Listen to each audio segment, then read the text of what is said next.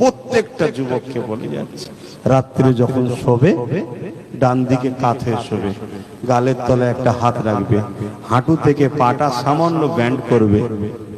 শুনছো? এভাবে শুলে কিডনি ভালো থাকবে, হার্ট ভালো থাকবে, হজম ভালো হবে। সুবাস শিক্ষাটাও আমার নবী দিয়েছে। মা বোন বাপ ভাই সবাইকে বলে যাচ্ছি, কি লিলে আমার থেকে আমি জানি না, আমি কি বলতে পারলাম সেটাও আমি বুঝতে পারলাম না। কমসে কম এই একটা সবক নিয়ে যাও। কি? প্রতিদিন রাত্রে যখন শোবে ডান দিকে কাঁধ হবে, উজু হালে শোবে, হাঁটুর ওপরে কাপড় তুলে শোবে না। তুমি মুসলিম ঘরের ছেলে, তুমি কোনো বিহায়া বেশরম ঘরের ছেলে নয়, তুমি ইসলামের ঘরের ছেলে।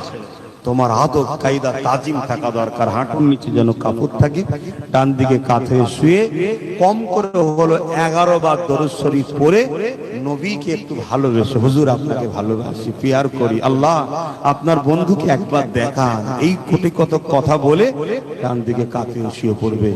1 মাস হোক 1 বছর হোক বন্ধ করবে না। একদিন না একদিন, একদিন না একদিন, বিশ্বাস রাখো, তুমি যত বড়ই গুনাহগার হও, তুমি একদিন নবী দেখতে পেয়ে যাবে ইনশাআল্লাহ।